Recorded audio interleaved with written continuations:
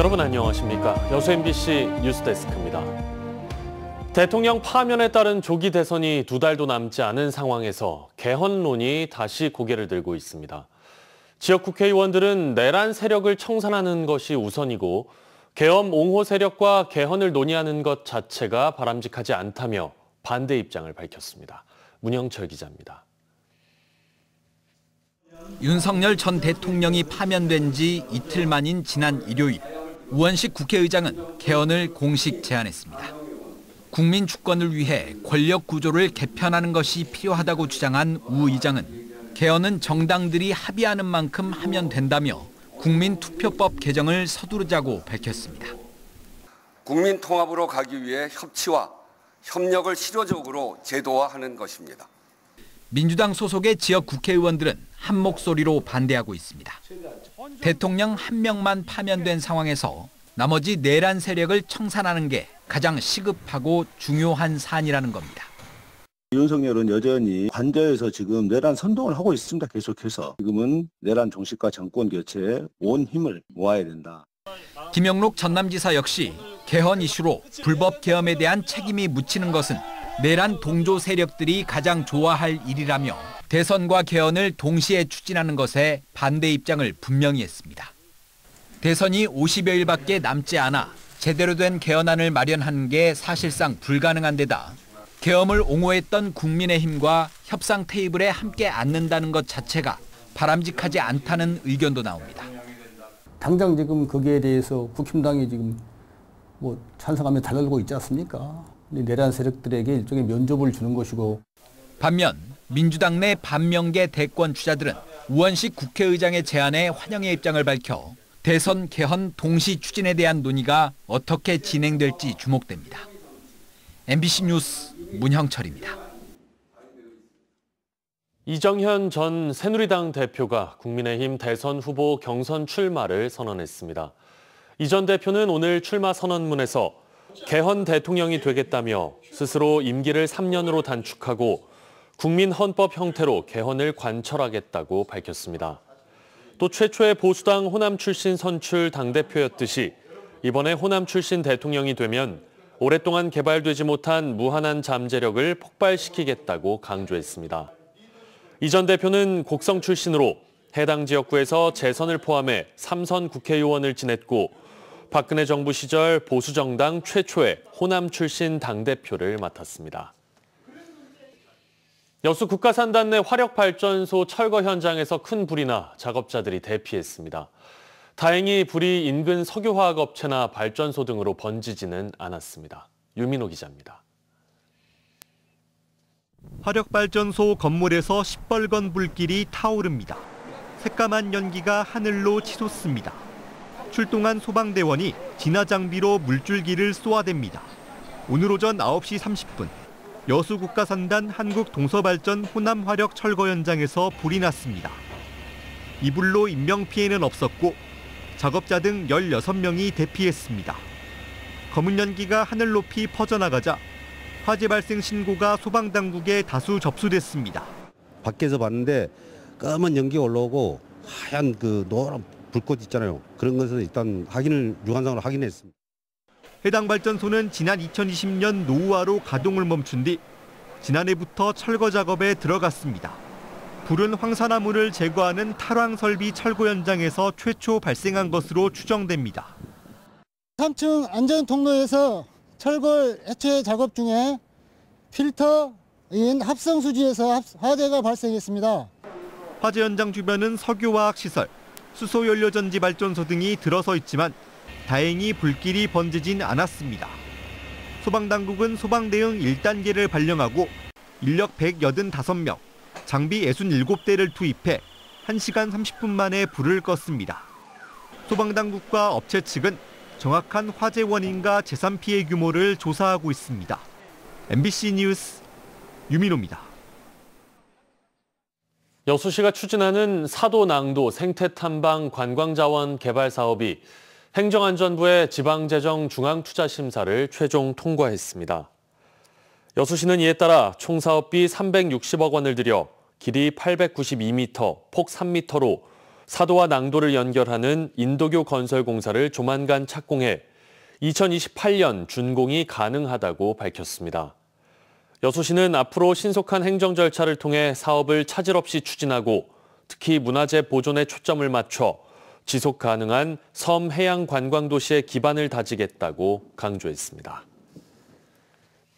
국가철도공단 호남본부가 다음 달 전라선 여수엑스포역 시설 개량 공사에 들어갑니다.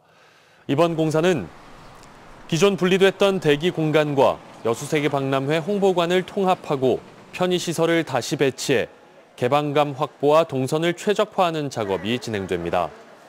또 천장 구조물을 여수 바다를 형상화한 곡선 형태로 시공하고 화장실 등도 개선하기로 했습니다. 다시는 일어나선 안 될 비극이죠. 제주항공 여객기 참사가 발생한 지 100일째입니다. 그날의 참사를 잊지 않기 위해 유족들은 영상을 직접 제작해 배포하거나 거리로 나가 진상규명을 촉구하고 있습니다. 보도에 김영찬 기자입니다. 희생자 179명, 부상자 2명. 지난해 12월 29일에 일어난 제주항공 여객기 참사.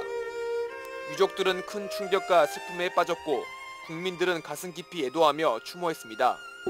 슬픔에 빠진 유족들이 행여나 밥을 굶진 않을까, 충격으로 건강에 문제가 생기지 않았을까.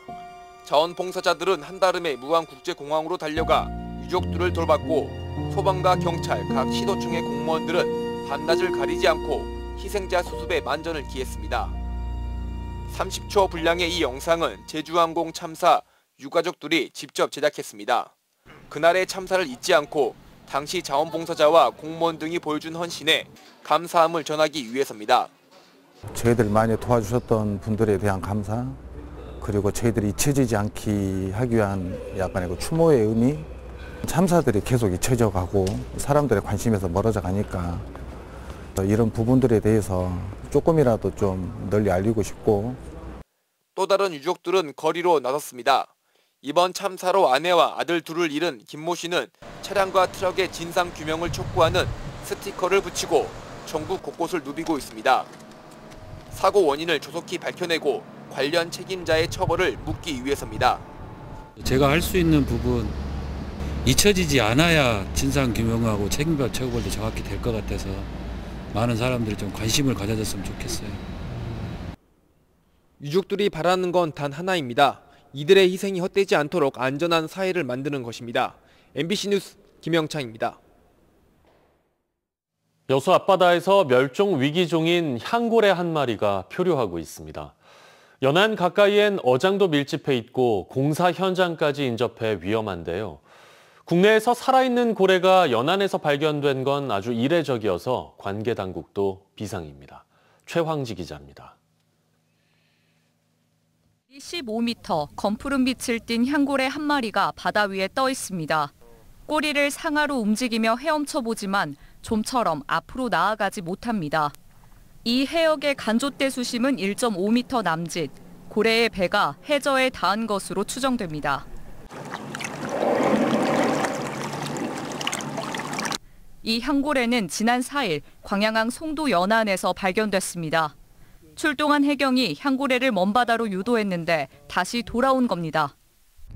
바다로 나가는 흙탕물을 막기 위해 설치한 게 저 오탁 방지망입니다. 이 향고래는 오탁 방지망 틈으로 이 깊숙한 연안까지 들어왔습니다. 국제적인 멸종 위기종인 향고래는 이빨 고래류 중 가장 큰 종으로 최대 18m까지 자라는 대형 고래입니다. 그동안 동해나 서해에서 사체로 떠밀려온 사례는 있었지만 살아있는 개체가 연안까지 온 것은 매우 이례적입니다. 지금 남해안에 이렇게 살아서 항으로 들어온 애는 우리나라에서는 처음으로 알고 있고요. 이건 전 세계적으로도 매우 드문 현상이라고 알려져 있거든요. 현재 향고래는 몸 표면에 상처가 많고 움직임도 활발하지 않은 상태입니다. 표류하는 장소는 어장이 밀집해 있는 데다 인근에선 시설 공사도 진행 중입니다.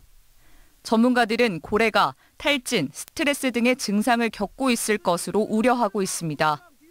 해경과 관계당국은 고래가 몸집이 거대한 만큼 인위적으로 밀거나 끌어내는 등의 조치는 하지 않고 주변 선박의 통행을 차단하고 있습니다. 이제 주변에 그 공사장이라 보니까 뭐 통선도 다니고 작업선들도 다니거든요. 맞아요. 그래서 그 어선들 접근을 저희가 다 차단을 지금 현재는 하고 있고요. 해경은 연안 구조정과 어선을 동원해 향고래의 이상 행동을 자세히 관찰할 예정입니다. 또 전문가들과 함께 고래의 자율적인 이동을 유도하는 방법에 대해서도 논의해 나갈 방침입니다. MBC 뉴스 최양지입니다. 미국 관세국경보호청이 신안군 태평염전에서 소금을 강제 노동으로 생산했다며 미국 수출을 금지했습니다. 하지만 해당 염전과 지자체, 우리 정부는 현재 생산된 소금과는 관계가 없다며 적극 해명에 나섰습니다. 박종호 기자입니다. 신안군 증도면 태평염전, 여의도 면적과 비슷한 크기로 국내 천일염의 6%를 생산하는 전국 최대 규모의 단일 염전입니다. 최근 미국 관세국경보호청이 이 염전에서 생산된 소금의 수입을 금지시켰습니다. 염전에서 강제노동 사실이 확인됐다는 이유를 들었습니다. 태평염전은 보도자료를 통해 강력 반박했습니다. 염전 노동자에 대해 어떠한 강제노동이나 인권 관련 법적 문제를 유발한 적이 없고 미국 당국이나 관련된 기관의 사실 확인 조사를 별도로 받은 적도 없다는 겁니다. 지난 2021년 태평염전이 아닌 일부 생산 용역 계약을 체결한 임차인 중 일부에서 인권 문제가 발생한 이후에도 재발 방지 대책을 추진해왔다고 강조했습니다. 전라남도와 신안군이 지난 2021년 이후 염전 노동자를 대상으로 한 실태 조사 결과 강제 노동 등은 없는 것으로 확인됐습니다.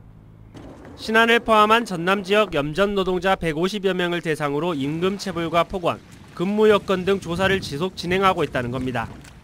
해외수부를 통해서 미국에 이렇게 제출을 하려고 하고 있습니다. 그래서 빠른 시일 내에 수입 제한 조치가 풀릴 수 있도록 관계기관하고 협력해서 노력하겠습니다.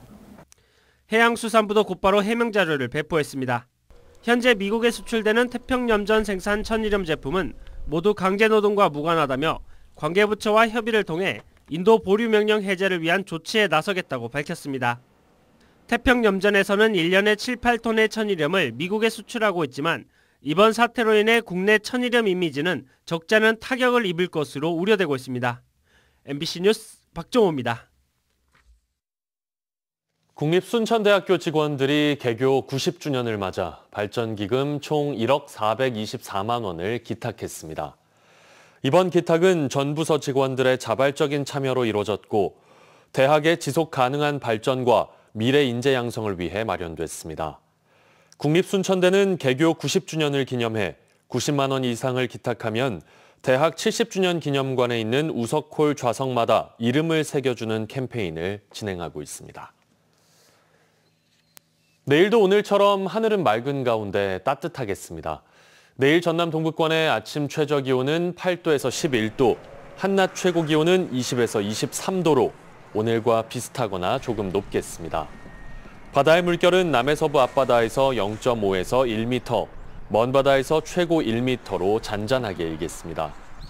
기상청은 따뜻한 날씨 속 바람이 세게 불어 산불 위험이 높겠다며 불씨 관리를 철저히 해줄 것을 당부했습니다.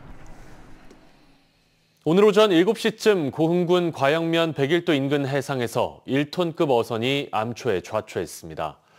해경 조사 결과 승선원인 70대 선장은 만취 상태였고 구조 당시 저체온증을 호소했지만 큰 부상은 없었습니다. 해경은 정확한 사고 경위를 조사하는 한편 음주운항을 한 선장에 대해서도 관련법에 따라 처벌할 예정입니다. 전라남도가 울산, 경북, 경남 산불 피해 지원을 위해 공무원들이 모은 특별성금 8천여만 원을 기탁하기로 했습니다.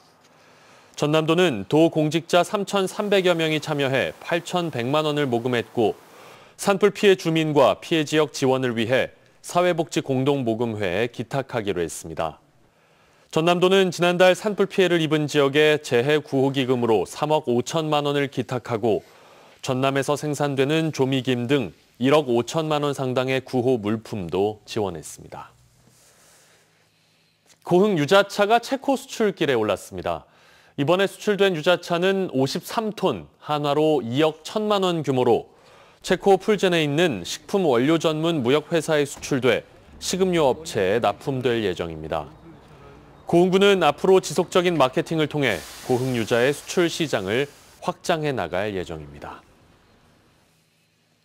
광양의 대표 축제 가운데 하나인 광양 전어축제의 올해 개최 일자가 당초 계획보다 일주일가량 앞당겨졌습니다.